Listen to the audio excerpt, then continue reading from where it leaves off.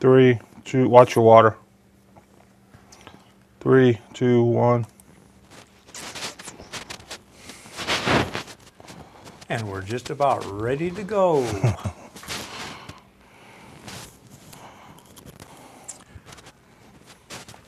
What is this, TAR podcast number 6? Number 6. Number 6. I'm Mark Griffin, and this is Justin. How you doing, everyone? I'd like to thank you for joining us. This is TAR podcast number 6.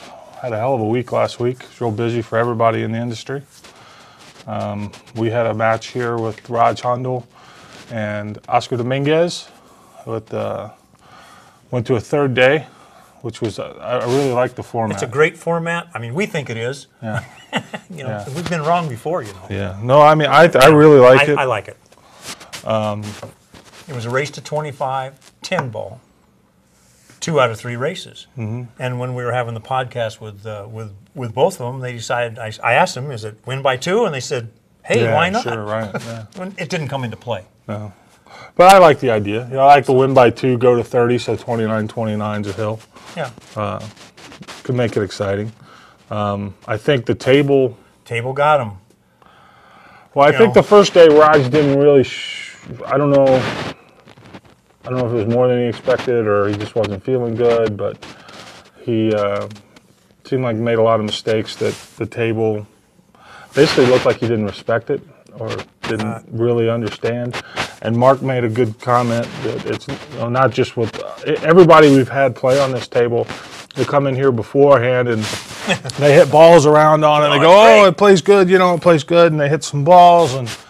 And even Alex did this, I mean, it plays great. Hit some balls on it. They hang a ball up in practice and they don't, they're shooting shit. Well, day one they come out here and that ball hangs up and their asshole slams shut. And they're like, oh, what have I got myself into? Well, I think you're going to find, too, these guys with these big old wind-ups, Raj has got a big stroke, and then on his last stroke, he pulls it back. It's 2 feet long. Mm-hmm. And if it's not perfectly straight, this table's going to bite you. Yeah. You need to tone your game down a little bit, and I don't know if he understands that. But this table is vicious. You relax for half a second. Well, especially since the cloth has got the play on it, it does now. But this is gone. That was the last match on this table. This week, Gordon texted me, Gordon Graham, he's going to be rolling a new one in. We've got a Pro-Am with brand new diamond factory cut 4 to 1/8 inch pockets. Same size pockets. Mm-hmm. But there's always variances. It could be a tweak something bigger, it could be a tweak smaller. We don't really know. Right, yeah. But it'll play bigger tougher because it's new cloth. With new cloth. And our first match on that table, for some of you who didn't hear Jay Helford spill the beans, God, that fucking put me on tilt, man.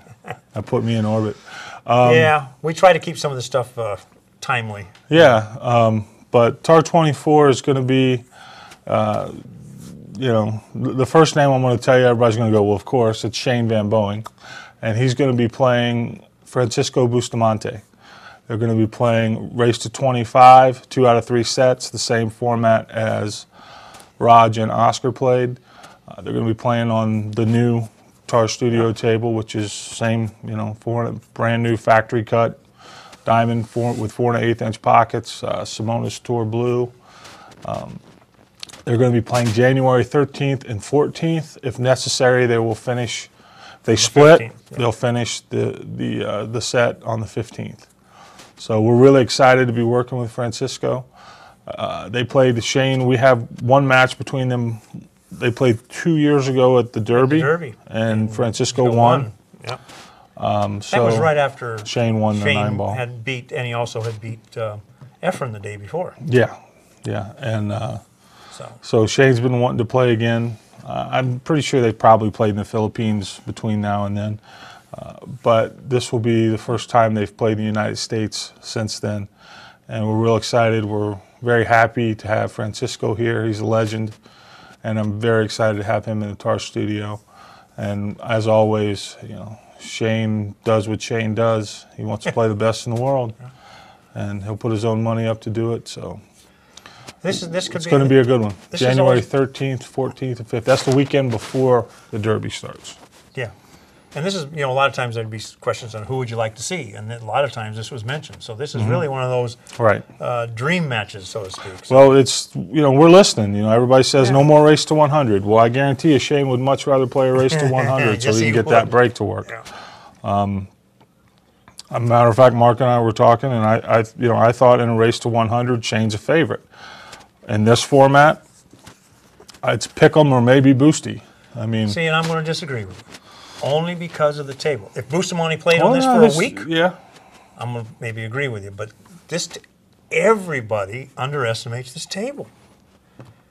Yeah, but I mean, a guy like Bustamante's got so much seasoning. We talked about that, this table does show the different levels of players between like Oscar and Raj and Earl and Shane or Alex and Shane, and Bustamante's at that higher level. Yeah. So it might take him a while, but he's getting in here a couple of days early. He's going to have plenty of time to get used to it. And the other thing is, this is going to be, it's not like Shane's coming into this table. It's not going to be the same table. Right. It's going to be tight pockets. I don't think it's going to be a lot easier. I do. I don't. That new cloth makes all the difference in the world. Because you can now hit the here's rail the thing. going in, they'll slide in. The table doesn't have new cloth on it unless we put new cloth on it. It has to because it's been in that room for. That's what I mean. Yeah. But I mean, how worn is that cloth? I don't know. It might even be green. I guess we could Oh, have a if it's two-tone green, table. if it's green, then it is. I don't know getting which new table cloth. it is. Gordon, there's the Best Billiards, which is a really nice room. Yeah. And he had some special order diamonds on order, but they took a few months to get there, so Diamond gave him some loaner tables. And they're Pro-Ams. This is a smart table. We want to get it so it's faster, quieter.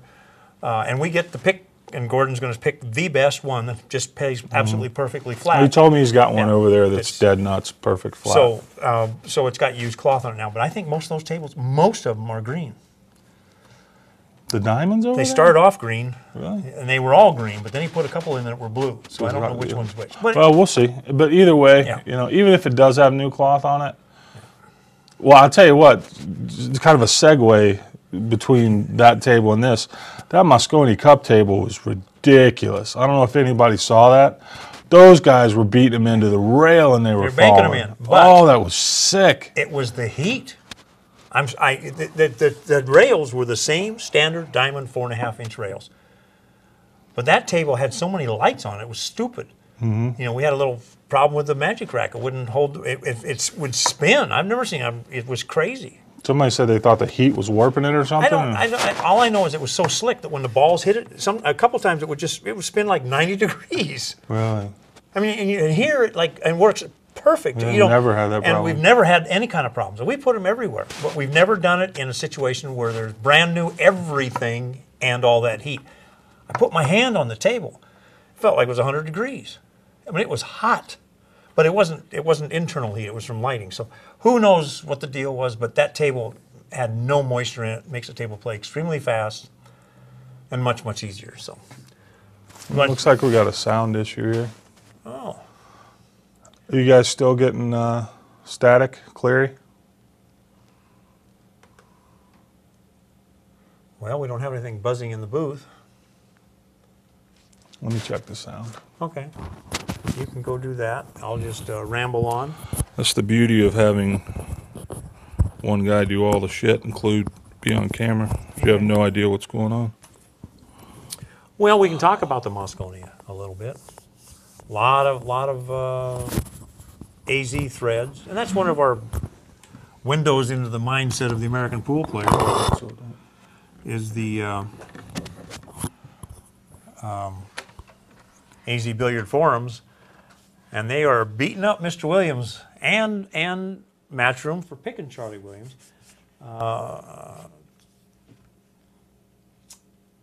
I was there 70% of the whole event, and I'll agree with everybody that says it wasn't quite the same. I was there 2 years ago and 4 years ago at the MGM. It was a little bit different physical venue. They changed the room. This was a bigger room, a little more seating. I didn't like the seating as much. You couldn't move around very well. But the electricity was not the same. Electricity was quite a bit different. when I was at York Hall, I happened to go to that one last year. I wanted to go to, hadn't been to Europe in 20 years, so that was unbelievable. But that's what happens when you have 600 Brits and 11 Americans. But this year was a little disappointing to me. I'll take my hat off to Melanie, that's Johnny Archer's wife. She tried to rally the troops, so to speak, and got the crowd rah-rah-rah. I don't know how many people came over to cheer for the Mosconi Cup team, the Brits, the English team, actually European team, because they had 2 guys from the Netherlands, a couple from England, here, there, and everywhere. They played extremely well. The team outshot the Americans. But the camaraderie was there. That the European team played as a unit. The Americans, it's a cultural thing. I think I'm not real sure. There's a lot of people saying it's this and they saying it's Check that. 1 2. But it's unfortunate. Check I think 1 everybody 2. should be Check thankful check that Matchroom 1 2. does the Check event. 1 It is 2. great. Check It's a highlight check. for pool. And hopefully Check they'll 1 continue. 2. Check check But 1 I think the 2. Americans have got a Check. tough way to go for the next few years. When Justin gets back, we'll see what he thinks about all this crap. I have no idea. Was it just that one mic? Well, why don't you just get some feedback from your chat? I see the chat's running there. I don't know if it's... How's that? Better? I don't know what's going on. It's what happens when... Well, if they can't hear me, we can work into that one mic. I assume, because I was talking, they should be able to know if it was coming through good or not. Any comments out there? Probably what we ought to do is do basically for TAR 24? yeah, for the recording, we should just go through that again. Well, I think... So I can cut it and so we can I put see. it up on the web. Absolutely. Okay. But then we had some sound difficulties, but we'd like to announce TAR 24, which is going to be Shane Van Boeing and Francisco Bustamante here, January 13th, 14th, and 15th. We're excited to have Francisco here. It's going to be the second time he's played a TAR match with Shane, and they're playing race of 25, 2 out of 3 sets, similar format as to what was used in TAR 23, and that kicks off the weekend before the Derby. Now, this is 10 ball or 9 ball? 10 ball. That favors Shane, I really think, because of the break. But then you're right. As you were saying earlier, Bustamante, he's no slouch when it comes to the breaking can department. break. Yeah, he can break. And Shane's, I don't think Shane's intimidated by anyone, but he really respects Bustamante and Dennis Orculo. Well, Bustamante beat him last time. Yeah, absolutely. For the cheese. Yeah, he can. And it was a good amount of money, too. Yes, it was. So they're playing for $5,000 in the middle. And if anybody says, "Oh, that's not enough money," well, if you want to put up 5, 10, or 20,000, come on down. We'll find you a spot. Yeah. So it's hard to put these matches together. Everything has to work right. The dates, the chemistry between the players, just so many things. And that's going to be on a different table. We're replacing the coin-op model, and because we have a Pro-Am coming in. And I'm quite certain it's going to end up with new cloth. So when it gets here, so we just make book on that. Which might be good. Yeah, but it's going to make the table play softer because it's going to have brand new rails, factory cut at the factory for 4 1/8-inch pockets. But it's still softer. This table's not. It ain't ever going to be easy. No, it's not going to be like the Mosconi Cup right. table. And I really think if you put a couple more matches on this table, it'll go to the point of being too tough. I want to agree for with anyone. I think of this cloth right now, I think this table is absolutely the perfect one-pocket table. Yeah. But, since only 48 people on Earth would pay to watch a one-pocket match, we probably won't ever see that again. But I don't know. I'm excited to see Shane and Bustamante go at it. I think it's going to be a big deal. I'll have all the flyers and posters and everything out. Something else, we need some help. I was talking to Mark about this before, and he's mentioned it before. But, I'm bad at asking for sponsorship or something like that, and I think we can do a lot for a sponsor. But, we don't do product sponsorships because, you can't buy airplane tickets with shafts, and you can't pay for hotel rooms with chalk. But we're looking for sponsors, and I think Shane and Bustamante, we can give you a lot of value for your money. I think so. We're going to start promoting it heavy next week on Monday. We'll have all the flyers out, everything like that. So if you guys know anyone or have any connections or anything like that, please put them in contact with us. Honestly, we're not looking for $100. I mean, the sponsorship packages start at $500 and go up, because otherwise it's really. We believe that if we're going to do something with someone, we're going to do it right. We're going to give them a lot of value for their money, and taking $100 from some guy and just putting this. It doesn't really do anything for anyone. Yeah. But it's a business transaction. Nobody's begging. Just give it. I really feel like we'll. Yeah. And the thing of it is, like our last, Chris Kurzweil sponsored TAR 22. He was very happy with what he got, and it was a reasonable thing. But when you do 3 matches back to back, not everybody, sure, wants or needs to do all of them. So maybe he'll come back. I hope he does. But we have the ability.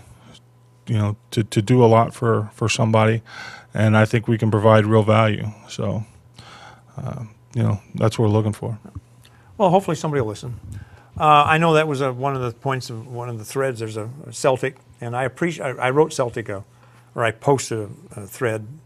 Very vocal Canadian, but he had some really good thoughts. But one of the things he complained about was we were always asking for, because I mentioned on the podcast or on the when I was in the booth a little bit, how we could sure use a little bit of help. Yeah. And everybody's got to understand things cost money. And if they want, and everybody probably assumes we're getting 10,000 people to pay $35 to watch the thing. That would sure be nice. No. We'd have a lot more going on.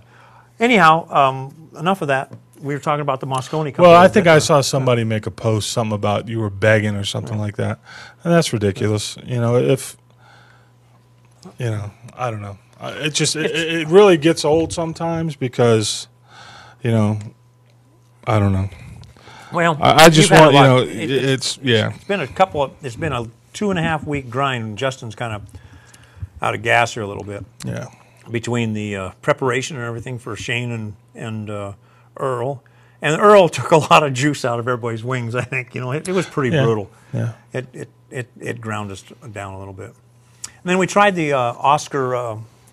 Raj event, it went kind of okay, but I think what killed us there is their insistence, one of the players' insistence that it be at 7 o'clock Pacific, which is 10 Eastern. Well, that's something else. We're not doing that again. We're learning. Well, and what I've found is, Mark and I have talked about it. Especially on this table. Well, yeah, but we've erred way too far on the side of, sacrificing production goals or common sense to a player's whim. Yeah. A guy might just for no reason whatsoever decide, hey, I want to do it this way, just to say he can do it that way. And that could mean the difference between success or failure of a show. And in the past, we've always pretty much let the players dictate most conditions. And we're at the point now to where we can't do that anymore because, if we do and it's a failure, then we're out of business and it doesn't matter anyway. So if some player says, look, do it this way or I'm not playing, well, that's fine. You just can't play. Yeah, we can't play because if we can't play, we can't, if we don't do something, we can't lose on it. You know what I mean? You don't get fired for saying no. It's but like the time saying difference, in Hollywood. I think the time difference hurts a little bit. But it was a good match in some ways. The table humbled them, but it did get the value, I think, of the 2 out of 3 races. Yeah, and I think that the table, Oscar knew what he was doing. I think Raj thought he could outrun it or didn't quite understand how tight the table was. I really don't think he did understand kind of what he was getting into on the table when he agreed to the match. Yeah. I think he thought his firepower is just too much for Oscar. And if everything goes right, I'm going to agree with him. And I really think Oscar might agree with him too. But on this table, it plays right into Oscar's style of play. Very disciplined, very tight. Duckability. You know, yeah. And but Oscar came with it when he had to, especially on the last day. Yeah. And the first day. So, and you got to give Raj a lot of props because Oscar put it on him that first set. Yes, sir. And he was on the hill. Well, you got to admire both of them showing up and doing what they said they would do. Right. So, they were both gentlemen. They both behaved very well. There were no problems, but I'm really looking forward to seeing the Bustamante and shit. So am I. That's going to be, and that's been, over the years, the people on the AZ Billiards. And everybody's mentioned one of the dream matches. That's always one of the top matches. That's one of the top matches. So. And we'll see. I suspect that there will be many, many, many times the original prize fund will float back and forth on that match. Yeah. And with that format, it gives you a lot of. I mean, you can make a lot of things you can do with three sets. Yeah. Will there even be a third set? I mean, it's. Have you decided what the pay formula is going to be? Is it like we did this last one, like a 30 or 40 or something like that for all 3 days, or 15 a day? I will probably do the price will be at least $35. Okay. And then probably 15 a day. So or $35. I'd probably say whatever, because this really is a primo match. Yeah, absolutely. This is the top flight. And then something else, I talked to Mark about it. I was going to start a thread on AZ, but what I'd like to do is this weekend, in the spirit of Christmas, and to say thanks to everybody who helped us, or bought in the last couple of weeks and have stuck with us.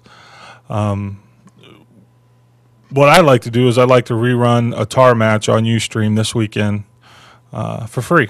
And I'm going to start a thread on AZ Billiards, and we'll see what match people want to see. I've got, whatever you want to watch. I mean, do we want to watch the Earl Shane 10-foot match, or do you want to watch the, you want to watch Tar 22 with Shane and Earl, or the last one with Raj and Oscar, or Alex and Shane? Tar, what was that, 21? So, how about the one where Alex caught up? Is that available? Yeah. What's that? Yeah. I mean, the production quality is not as good, but that was the Action Challenge 3. Was it that far? Yeah. That was 2008. 2008. That was at the Riviera. Wow. Yeah, I know it was. First year we came to the Riviera. Right. And then the next year we had the tar bar at the Riviera. So I'll start a thread on AZ about that, and we'll see what they say. And then Friday, I'll fire up Ustream, and we'll let it run all weekend. So I think that'll be cool. And then we're also I'm gonna try to get the merchandise together, have a blowout sale, because I've got a bunch of T-shirts, I've got some polos, a few hoodies, and we'll see if we can blow that out for Christmas next week. And there'll probably be some ads and stuff like that on the free stream and on your site. Yeah, on the site. Some on the site too. What else do we want to chat about? I sent you a link. I don't know if you've had a chance to look at it yet. It was a friend of mine sent me. It's called the Bleacher Report. Oh, yeah. And it's one of them sexist things and the prettiest women, but it was top 25 women of obscure sports or random sports. Random sports. Yeah. And out of the 25, 7, right? 7 of them were pool players. You, Jennifer Beretta, XTP, who else? Barana, Paglia, Angel, Jennifer. I said Jennifer. Ava Lawrence, Jeanette, Ava Lawrence, and Chanel. Right. Chanel was like 3. Number 3. Yeah. Who'd have thunk? Yeah, no shit. But yeah, where's that at on AZ? No, I'm going to have to send it to me. I have to, I guess, start a thread on it or something. It's the Bleacher Report, something swagger, like a blog or column. They've had it on before. I've seen it on the AZ before. They do it in different sports and this and that. The rest of them, because it's random sports, they were curling people and snowboarders, or fencing. Yeah, it's kind of a random mishmash. Mosconi Cup was the biggest buzz, though. I don't know if they got that or not. I was rambling on about that while you were trying to see what was wrong with the microphones. All I'll say is that it was not a shock to me. The Europeans shock played to as anyone. a unit, and they played. You got to love the way they played. Yeah. Well, You the know? Europeans, it's a discipline. They if you're going to design a competition, that fits their, I guess, outlook or sensibilities or things like that. Sure. I mean, Yeah. they It fits them. absolutely. Americans they are very believe that- independent as individuals. But I'm glad Matchroom does it. But I really hope they reconsider some of their decision-making processes. Well, So- to me the perfect end of it all that summed it up. And Oh yes, your buddy. well, what's funny is it's like, and like some other people this year, like Luke Richards was very gracious and was nice enough I had a pass to go. And most of what it was just I was busy with TAR 23 and doing all the stuff you do before the match goes off. Because once it starts, you're cleaning up from the night before, and you're getting everything ready, and you're doing all the detail work before the match starts. So that was the main reason I didn't go. But I probably could have got over there if I wanted. But I just it wasn't like past years. Honestly, Totally I just didn't agree. care. I mean, I felt like it was like one of those things to where So what? who cares? I mean, it's like The crowd showed that too. I mean, really, there's some threads on there, and I was there. I said the same thing in the post. It just there was no buzz, there was no electricity, and you like to rah because you're American and everything, but there's just some things you can't. Enough is enough. Yeah, I really, and that's basically I just didn't care. I mean, I really didn't care. But it was still a great event. The production's really cool. It's nice to see how they do those things, and there's another year. Next year is going to go back to York Hall, and then I guess it'll come back to the U.S. Yeah. So. Hopefully there's a squad I give a shit about watching the next time they're here. Well, like I say, they just have to work on their selection process. However, the selection process is going to get a little different next year, because this year you had like 8 or 9 events. As I understand it, this is not gospel, but as I understand it, next year there's 5 points events. So there's no Seminoles. That was 4 of them. So are they officially done? I'm saying unofficially, but I've heard it, and I can't speak for them, but I'm understanding they're done. Yeah. Ultimate 10 ball was last year. It's not Coming back. At this point. So what's left? Turning Stone twice, U.S. Open 9 ball, Allen Hopkins event, and U.S. Open 10 ball. Yeah. And well, the thing And of it there's is, a possibility with now, if that Allen Hopkins goes with the ABP, then he won't be a points event. that's not a points event, because they those, which gets back to the ABP, and this is not ABP bashing, but somebody needs to go examine what the hell. I talked to Oscar. Need to Oscar. Well, I talked to Oscar about that, and Jeez. he, it's the ABP. I think it's static. It's I mean I want to say they shot their wad on the U.S. Open, but I think that was the rallying cry, and since then, I think there probably hadn't been a whole lot of emails sent back and forth that's fine. since It doesn't then. make any difference. But I have a feeling that Allen Hopkins will be a points event, which means it won't be an ABP thing.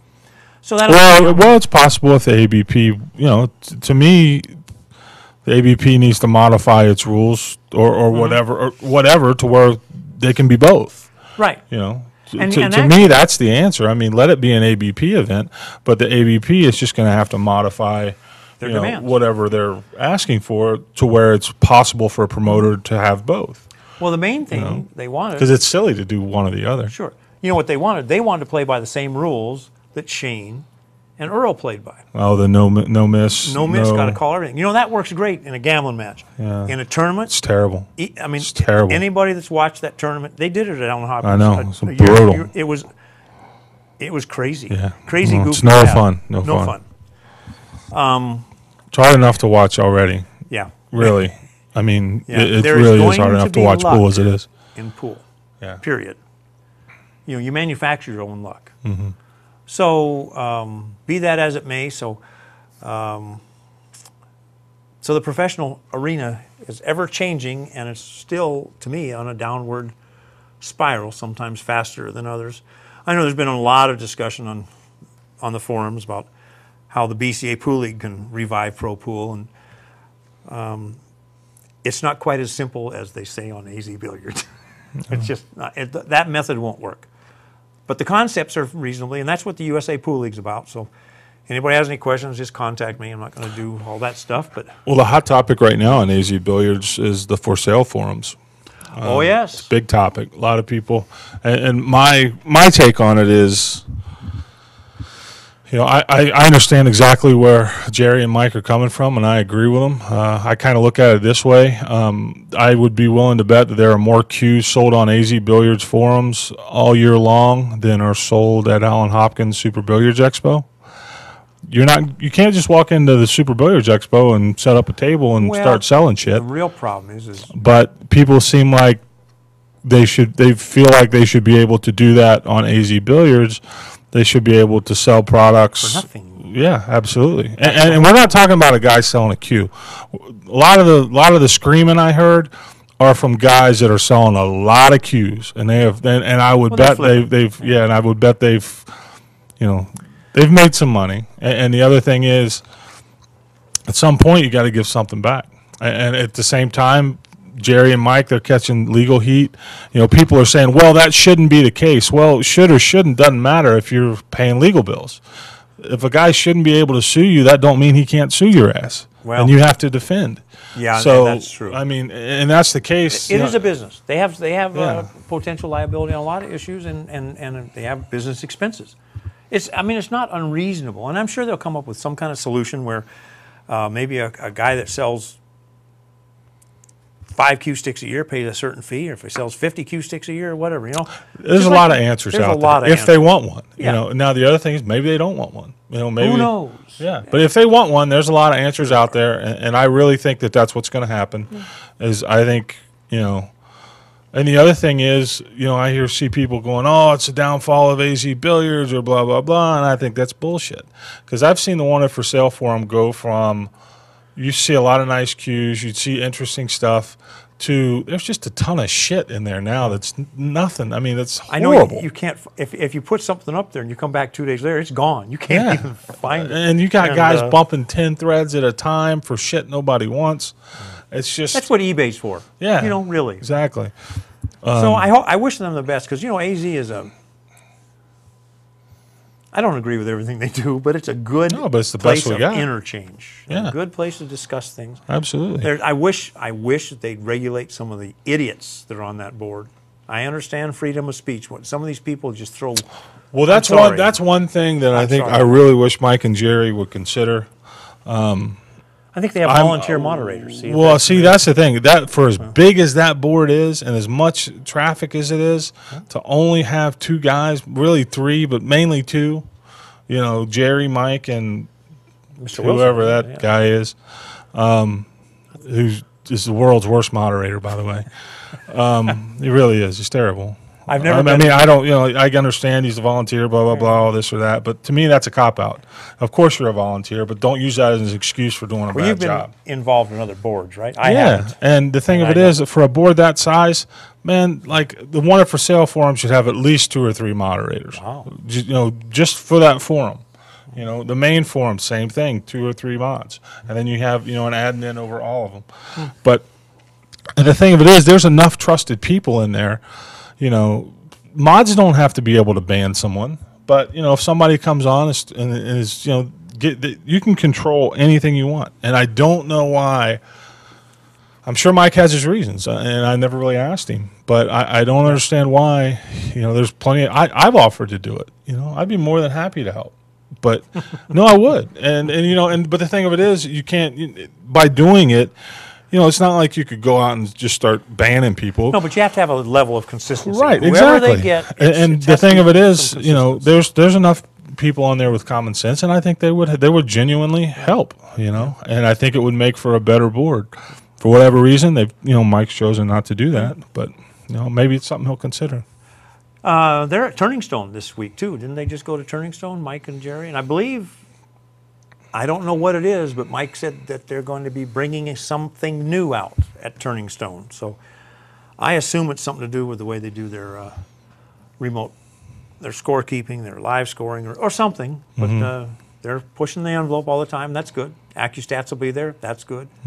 That's always a good event. I've never been there, but I've heard it's a good event. This is what is this, like the 20th or something? I don't They've been there know. a long Never time. been there. I know people in that part of the country really love that event, though. They really support Well, it it's too. basically a tour championship. You know, it's the Right. Josh Tour Championship, and then it became a points events, which allowed. So you get a lot of people that the rest of the world's never heard of. So. Just getting back to the for sale thing, I really think that at some point, I'm curious to see how it's going to go. I personally, I don't think a whole lot will change. I think they'll, and the reason is, just based on Jerry's posts, I get the feeling that it was more of a, God damn it, we're going to do something. Frustration. You know what I mean? And this is what we're going to do. I expect them to try to get rid of the commercial guys, the guys that are running a business on their site. Yes. Yeah. And it's not hard to figure out who it is. Just look at the guy who's got 6,000 posts and 5,800 of them are wanted for sale. Yeah.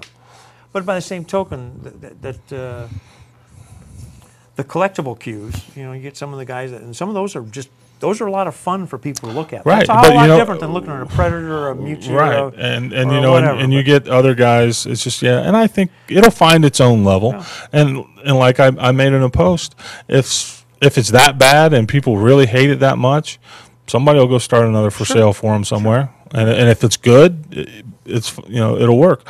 But the problem is, and this is where I think some of the wanted for sale guys who were going overboard on this, it's the end of the world, this sucks, AZ's going to die. They have to understand that the whole reason that wanted for sale forum is as good as it is because of all the other content on that board that people are there for. But there's actually some threads on there or divisions, or what do you want to call them, that just IPT still got a division or something. Some of those things just need to be house cleaned a little bit. Right, but and the other thing is, it's easy to sit here and say that. There's a whole lot of other shit. Oh yeah. You could probably go clean out your warehouse a little bit too. Yeah. Why don't you do that? Right, exactly. Hell, I got a closet at home I haven't cleaned out right. yet. I know. But Mike and Jerry do a great job, and I've had my differences on some of the stuff like you, and some shit I don't agree with them on. But the one thing I have found is that if you talk to them about it, they won't just tell you to piss off. We're doing it because that's the way we want to do it, but they've got a reason. But they'll why are you doing it this way? I don't like that or whatever. And if you approach them civilly, they'll generally engage you in a conversation about it. It's been kind of feels like there's nothing going on because there's been so much going on the last couple of weeks. Has somebody said anything interesting out there in the chat land, or we can just the World 8 Ball's coming up in February. I don't know and that's in Fujairah. Could care less. Well, I think a lot of people care about it, but I don't know which Americans are going to go. I haven't looked at the points things for a while, so we have the Swanee tournament and the U.S. Bar Table coming up. That's February 4th and 5th for the Swanee, and the 13th through the 19th for the Bar Box. Mm-hmm. That's shaping up pretty nicely. We have quite a few rooms already advanced. I'm excited for the Bar Box. I really think that's going to be something really cool. We're still playing with the idea of what to do with the 16 9-footers for the first 5 days. I've had all kinds of solutions, of people throwing us suggestions, anywhere from a seniors event to one pocket to this, that, and I imagine what's going to happen is it will be some single elimination, like maybe one pocket one night, maybe 9-ball one night, maybe 10-ball. We're going to have 200 players. Make it cheap, make it fun, introduce people. Might even try banks one night. You got 16 tables. Maybe you only have 6 tables playing banks. The others can be playing one pocket. Who knows? It'll be a little bit of a just go by the suggestions and try to use it to build something on. But yeah, it's I don't know. Unfortunately, it's funny. It just gotta kill you. You can't find $2,000 to do a tournament. Well, here's my problem. I've already committed $25,000. That's what I mean. That's what I mean. Change that payout. Everything's there. We can't find $2,000 to do a tournament. And I'm gonna. Most of that $25,000 is out of my pocket. Right. The hotels are getting tighter. Yeah. We moved it. One of the reasons we moved is because the Sands, they couldn't continue paying out what they had paid out in previous years, even though our numbers were going up and everything was going up. the expenses were going up. Their expenses. They just couldn't add as much as they did. I mean, they treated pool really well for 25 years at the Sands. And now they have no pool tournaments. They pulled the plug on the big 9-footers. It used to be points events. Right. Yeah. Then Antigone blew up and everything else. So hopefully, if we can do a good show, we'll get them to add up a little more money, and we can build this into a large event. Because there's 40,000 feet we've got. This is a good opportunity. No, I really think that it's got the potential to really be something cool for the West Coast. Yeah. And a West Coast style derby or whatever you want to call it, I could grow into that. Absolutely, there's room. There's plenty of room. So there is room. It's just everybody thinks that you got 300 players and all those tables, all that money you're going to make. On a good day, I'll break even at the bar table this year. Yeah, with luck. I'm just not going to. That's something I really want to do that one of these days, and I'm going to do it. It's just eventually I'm just going to get pissed off and let discretion won't get the better part of valor, and I'll post it. But just post the expenses of an event. It's brutal. And just and that's kind of where we're at, and it's just. I'm looking around. I'm going, Jesus Christ, man! There's got to be a better way. There is a better way. Yeah, there is. But and I'm a firm believer it's still tying the amateurs and the professionals together. And we're working on it. We're getting there. We've got some more software that's coming out. It'll be, and of course, everybody say ho hum, but we need the software to tie everything together. So we got to do these things in stages. It's supposed to be. It's in testing in February. Mm-hmm. Then it can start tying everything together, and we can really start pushing things along. Where were we at? Well, we covered TAR 23. TAR 24. Covered TAR 24. Talked about the Mosconi Cup a little bit. What else have we got going on here? Go anywhere for Christmas? I'm not sure. We're talking about it, but I'm so far behind. Mm-hmm. What I need to do is go buy 2 more garbage cans and just clean my desk off. Indiscriminately. Or a bobcat. A bobcat. Cleary's trying to talk me into coming to New York City for New Year's. I don't know if it might work. We'll have to see. Amsterdam's having. You want to go to New York to Amsterdam's New Year's Eve party? Should be fun. Could be fun. I've been to New York one time. I liked it. No, I'm serious. Well, why not? Actually, I would prefer to go to a warmer place. I'm from Alaska, as you well know, but it's cold. And when I come, I want. It's warm in Amsterdam. No, yeah, as long as you don't go outside. Right. I've never been to their new facility. It's the old Corner Pockets and somewhere 41st and Broadway or something like that. I don't. I've never been there. It's beautiful. Amsterdam's the heat. Yeah. Society too. I mean, Society's a beautiful room. Yeah. But by the picture, Society's pretty straightforward. It's nothing. No, it's pool tables and small bar when you walk in, and it's a very nice room. Great equipment. They're a little tight on some of the tables. Yeah. Some of the areas. But they got a bar table in the back, which is like the only bar table in the entire state of New York. You know what I mean? So. I wonder what. First of all, I wonder what their rates are. Clary, what's Society charge an hour? And then I wonder what their rent is, because things ain't cheap in New York. I can't even imagine, man. I'm betting it's like $30,000 a month, probably $1,000 a day. Clary says $10 an hour. Society. That's not all bad. No. I mean, on the weekends, and my friend owned Chalky's in Indianapolis, which is it was a diamond room. 8 9-footers, and I want to say 10 8-footers. Yeah. 10 8-foot diamonds. I mean, that's probably the highest concentration of 8-foot diamond tables in the world. But even on the weekends there, he was getting like $12 or $13 an hour. Yeah. But and waiting list, shit out the door. I hate to just but if Anchorage Billiard Palace, the original one, was still alive, we put it in New York City. Mm-hmm. Oh yeah, it would spot the rest of the city. Yeah, and it would also probably cost $10 million a year to run it. It wasn't that big. The room was only 6,500 square feet. Really? But it was the upstairs was 6,500, and that was the nightclub. Okay. So it was the combination. But no, it was. Oh well, I don't know. What you think we're going to do one of these next week? Oh, $10 an hour per person. Oh, well, are they going to charge you double? I don't know. I'm not going there to play pool. If I don't look at a pool table until after the New Year, I'll be fine. If I go, I'm going for the people. I'm actually getting the bug to start playing again. I haven't hit 5 ball. I played one game of one pocket about a month ago with somebody else's stick. I mean, a guy challenged me. We just banging around. I got my head knocked in. I mean, my first shot, I thought I was going to stop the cue ball. And Right. Who knows? I mean, really, I didn't even get a practice stroke. That's kind of hard when you haven't hit a ball in like 3 months. Right. So I'm actually thinking there's a one-pocket tournament in Colby's, I believe, in Phoenix this weekend. Maybe I'll just... You're going to go down and play? I just might. You should. Just jump in the that car sounds fun. Whip on down there and spank them. Yeah, you ought to go, man. Yeah, I'll challenge all them Arizonians at like $1,000 a game. You going to back me? Fast Lenny, I got one coming your way, buddy. Yeah, just a little jelly. That's all I ask. Yeah. Oh, but I'm actually thinking to start hitting some balls. I'll come in here and practice on this 4 1/8 inch table.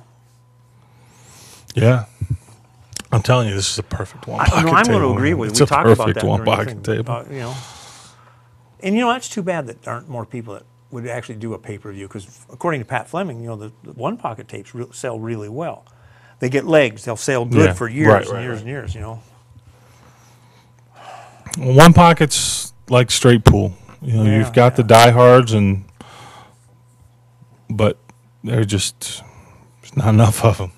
I mean, well, the expenses are the same to do a one pocket match as a 10-ball match. The only thing is your potential. It's kind of like if you're selling a cue.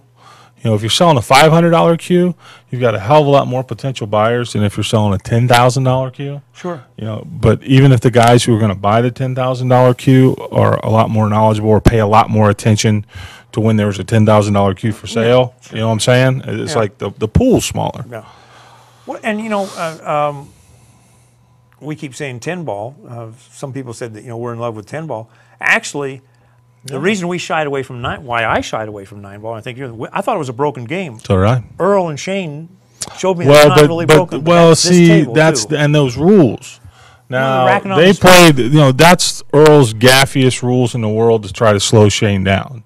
Well, racking on the spot is not all that gaffy. Mosconi Cup. Well, but you can't the call safe. All that, no two-way shot. That rule sucks. Yeah. I mean, it's when top-level guys play it in an action match, you can fade it, but I just don't want to see that thing get legs, man. Oh, I'm going to agree with you there. It's terrible to watch. The crowd, I remember when they did it. I mean, the guy missed, but he was trying to make a ball and missed, and then the other guy made him shoot again. The audience says, "Well, why is he shooting again?" Nobody could get their head around it. So bad. It's bad. But I don't know. I think something's missing in pool. I don't know what it is. It's either beautiful women or the game's wrong or something. I'm still an 8-ball fan. I think IPT really had the right game. Well, it's something we've been talking about, and I'm not even going to get into how to fix pool. I really don't. I don't have a clue. Yeah. I'm tired of talking about it. All I can do is what we can do here, and something we've talked about doing, and this is something we're gonna have to find out if people will buy it. Is if we started doing UFC style matches to where we put up a prize fund, a purse. Say we put up a $5,000 prize fund, $4,000 to the winner, $1,000 to the loser. Would people buy those matches? That would allow us to do a lot more. You want to see Dennis Hatch play Mike DeShane? We can make that happen. Yeah. It's a real match. They're going to play for absolutely. It. And, the thing of it is we would just have to make it, and it would be right up front that there's two things. Keep in mind, there are no secrets in pool, ever. It just doesn't happen. Everything always comes out. And two is that if we ever found out somebody was making deals or chops or things like that, we'd borrow them from all TAR events and all CSI events. You'd be cut off. Maintain the integrity. Right, and I was talking to Oscar about this, and I said, we need to set the pros apart. We need to have some delineation of this guy as a professional player, and they have to be held to a standard of conduct. Everybody says they want that, but that comes with responsibilities too. Absolutely. And I'm willing to work, and Mark's willing to work and invest money and do these things. And if people want to watch it, we'll do our best to do it. The players have to buy into, and I think the smart ones will, and and they'll make some money. And it's just little common sense shit. Like, you know what? Why is it? Just play to win, show up, play hard. And don't throw cue balls, chalk, or break your stick. Yeah, and I really think we can. I think we can put something together that when somebody watching at home can, with 100% confidence, look and say, these guys are going hard 100%. Yeah. Well, and that's always been the knock on pool. That's killed pool, and I think we're at the point now where we've built a reputation with the cognoscenti, the people who follow this game at the grassroots. And I just don't know if people will buy it.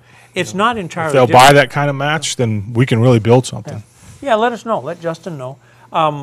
It's not entirely different from what the thing that they're big-time billiards that they're doing over there in the Philippines, which they kind of took it off of from us as far as the challenge matches. But they're doing a weekly match on TV. And what is it, 5,000 to the winner, 2,500 to the loser. The players don't put up anything. Somebody here said address the claim. I have heard that they're not playing for cash, just getting paid for playing. Who's that? I don't know. I mean, I don't know who made that claim, but they're not getting. So in all of our matches to date, I mean, we do pay the players an appearance fee, but they are playing for a stake in the middle. Somebody wins or loses whatever the match is for. Like Earl lost $5,000. Was Stake Horse did, which was it's always that. Very rarely do the players put up their own money because they don't have it. Well, Shane does. Shane does. But most guys don't. I mean, it's almost always a stake horse or a corporation, just like in any other real-world action match. It's almost always a corporation or a horse. Yeah. But, I mean... everything's been always above board when we're involved. It's like I said, there's no secrets. The funny thing is you get people that make shit up acting like they know something, and it's just... that might even be coming from the thread it was on AZ. Like somebody says, well, Earl comes out here and does this and gets home with $500. Earl got paid, $1,000 show-up fee, all his expenses. I guess not food, but his airfare and all that stuff. And what he did with his money, I have no idea. Mm-hmm. And he lost. So, I mean, but he got paid what he was supposed to get paid. Yeah. That was the deal. Well, yeah, and that post with that Earl thing just still tilts the shit out of me. Yeah. Earl got the best deal in the history of pool for a real action match. He got paid $1,000 to show up. He got his airplane ticket paid for. Okay. He got his hotel room paid for. He got put in a box for $5,000 with a 60-40 split his way. Playing Shane Van Boeing. And he could have won. And he could have won. And he quit. He quit when he was ahead. Yep. 65-64. So I'm just going to leave that one alone. But anytime you have a question, be free. You can send me an email or send Justin an email or call. I totally agree. There are no secrets. And, hey, we may tell you it's none of your business, but we're not going to lie to you. So. Oh, yeah. I mean, that's one thing people always ask, how many people bought? And I understand wanting to know that. It's just, I mean, I get it.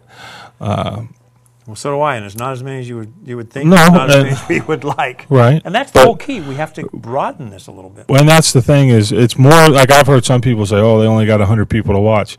Well, use a little common sense. I mean, you can just do napkin math. Figure if we're paying the players $1,000 a piece plus expenses, and we're paying camera guys and shit, we're selling more than 100 of them. But at the same time, it ain't like, we're not making a ton of money on each event. But the thing of it is, if we ever do, and this is what pisses me off about pool as much as anything else, say we did do an event and we sold 2,000 pay-per-views and we made 20 or 30,000 on an event. People would scream bloody fucking murder, Well, because God forbid somebody made some money. What I mean? Well, we need to go buy another TriCaster for $16,000. Yeah, exactly. I mean, that's got to come from somewhere. So. Exactly, and that's it's just like.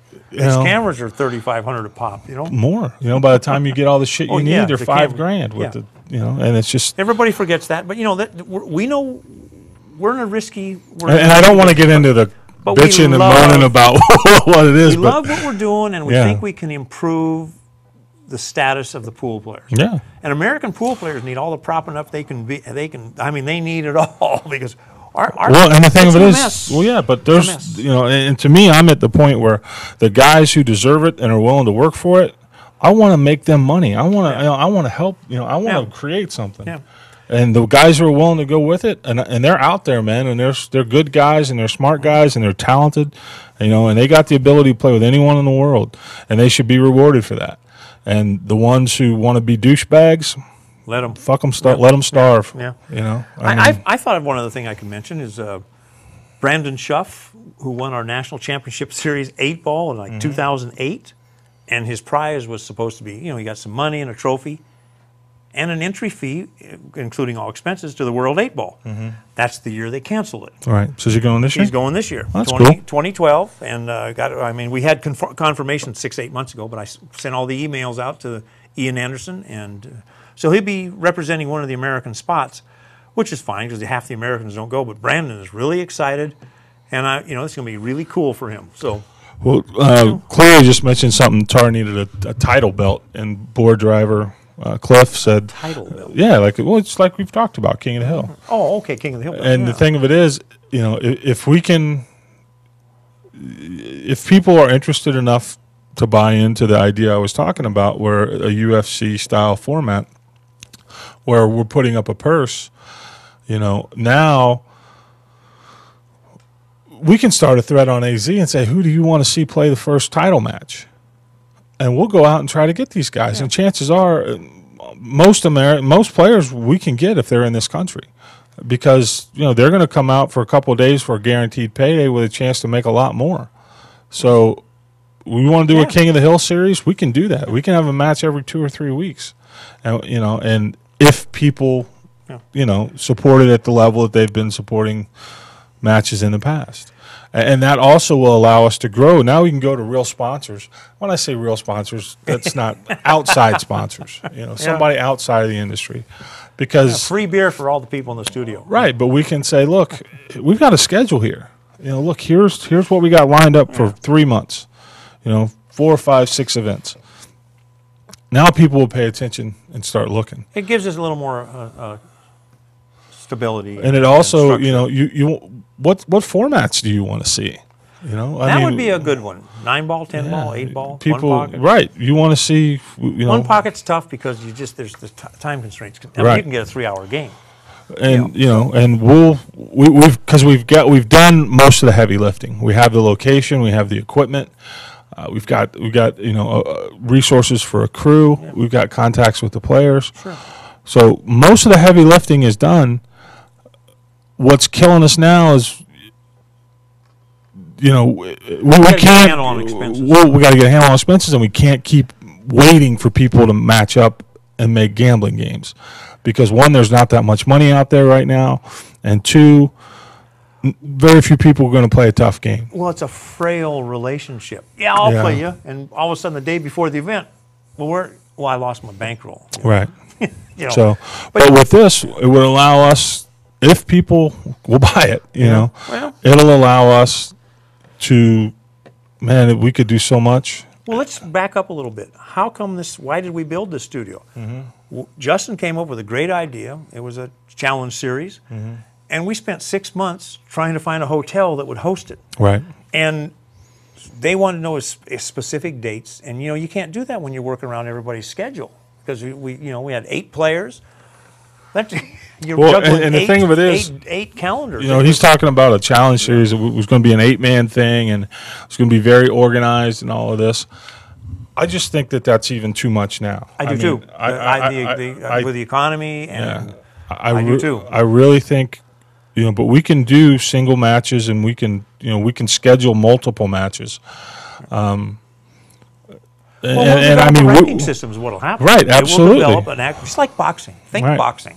And one thing that I would love to be able to do is, if you have a top 5 or a top 6, whatever, and say number 5 wants to challenge number 4, number 4's got a player, he loses his ranking, he goes down. Now, and the other thing is, by doing this, if people will support it by watching it, and we do our job by providing good matches, then what it allows us to do is, say you got a year-end prize fund, whoever's sitting on top at the end of the year gets $10,000, or gets free entry in the world tournaments, or or something like that. Sure. But no, there's a lot of potential. We got to have a structure, and that's the thing. But I think one of the biggest decisions is if you guys want to give us some thought, or even start a thread on AZ, or send an email to Justin or me or whatever.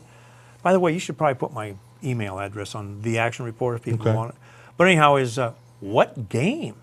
That's really what discipline? Because it could be bar box 8-ball, it could be 10-ball on a I guess 10-ball on a 9-footer or 9-ball on a 10-footer. Who cares? I guess.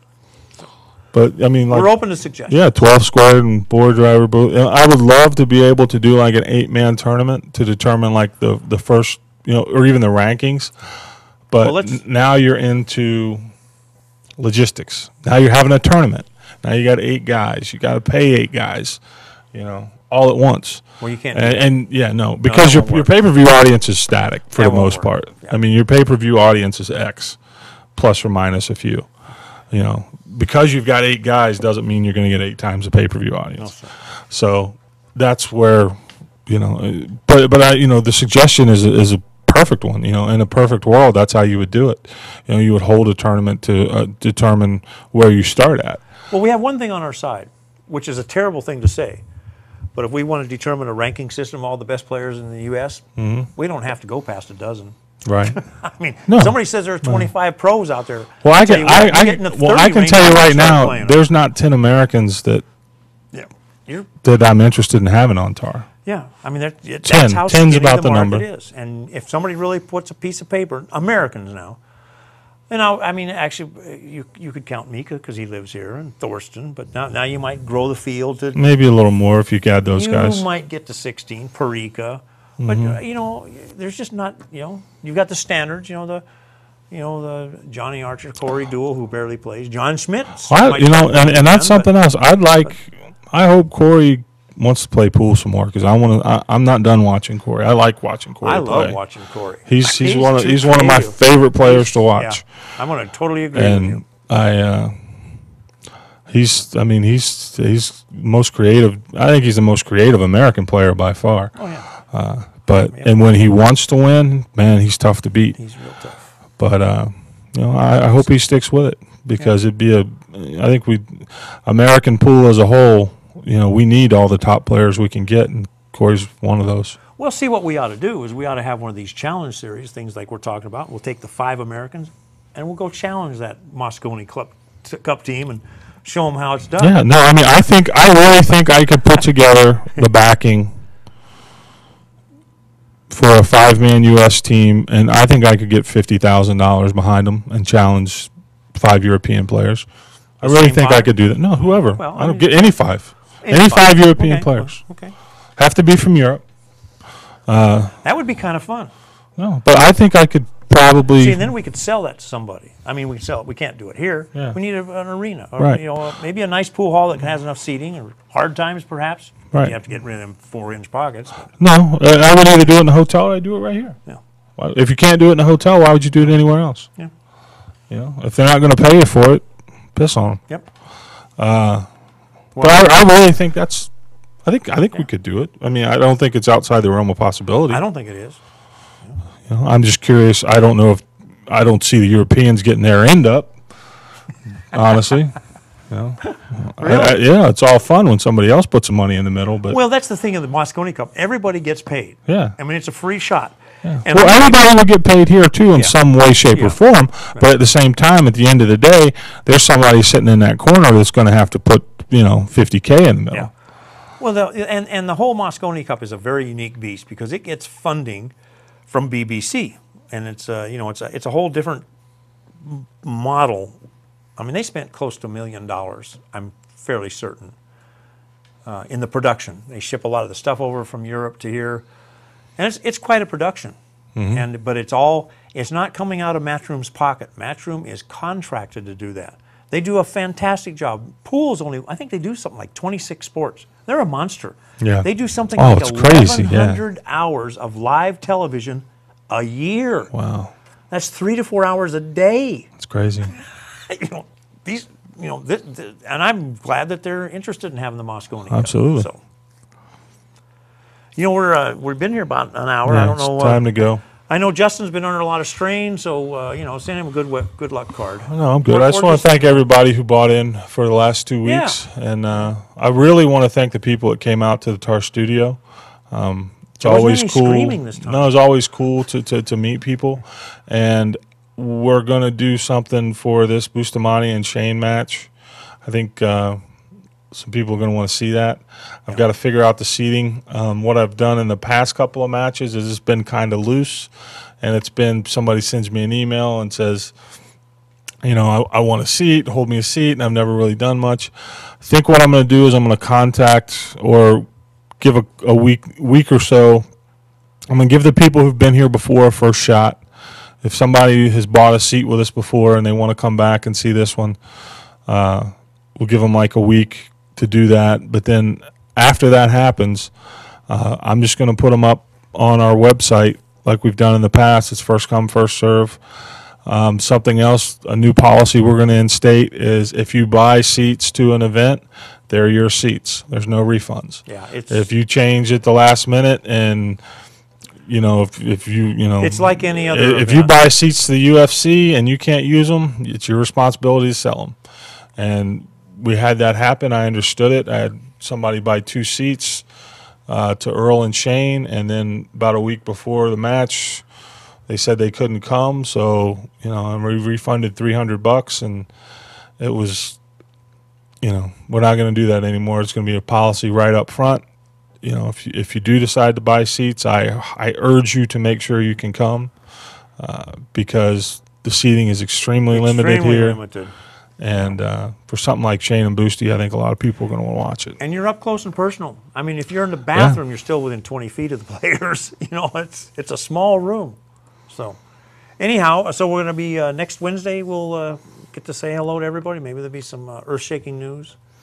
Maybe the. What is next week? I think there's a real good chance I'm taking next week off. Well, then we should probably. This is the 14th, so it'd be the 21st. Yeah. I'm going to take next week off, man. I think that sounds like a real winner chicken dinner. Yeah. So then we'll be back. Then we'll be off the week after that. The New Year's. No, we'll see you in 2012. Yeah. And by then, get some thoughts to us though. Yeah. Load us up with that challenge series is great, but you should play this or you should play that, and maybe some reasons why. Mm-hmm. But if it's structured properly, we could have 3 or 4. You could have a one pocket. Absolutely. And the thing is this. Here's the bottom line, man. At $25 for a pay-per-view, with just say a $7,000 budget for a match, which covers players, the purse, and just basic expenses for operators, things like that. Well, bandwidth for one. Well, yeah. That's so just say a $7,000 nut on a match at $25 a person. You need 300 people to cover that, and if we can do that, we can make some things happen. Absolutely. Maybe even form a club. Something, yeah. Something like right. After and sell membership, and you get. But you got to be careful. You can't say buy buy 3 and the 4th one free because right. the expenses stay the same. So you got to be a little cautious when you're sit home thinking about these things. Mm-hmm. Put the pencil to it and bring your eraser because you will make some errors. So. Right. So I think there's some potential here. I'm not giving up on American pool. No, absolutely not. We still have some of the best players and. Some of the best fans. I mean, the fans, the people that support American pool, and a lot of them are people who buy our matches, and even the guys who disagree somewhat with what we do sometimes. But I've got a lot of respect for the people who stick with this game, and I want to do things that people want to see because they deserve it. I mean, it's not easy to stand up and stick with and support this thing. It gets a little loopy sometimes. So as just once again, thanks to everyone who supports listen, us, have a joined good- us, good holiday and season. Hope Merry everybody had a Christmas. good, Yes, Thanksgiving. absolutely. Look forward to good Christmas, good New Year's. If you're And, traveling, be safe, yeah. and we'll see you in That's it. 2012. Thank you very much, and yeah. Thanks, that's guys. 2012, right around the corner. So, and there you have it, another year down the drain. So, thank you very much. Good night.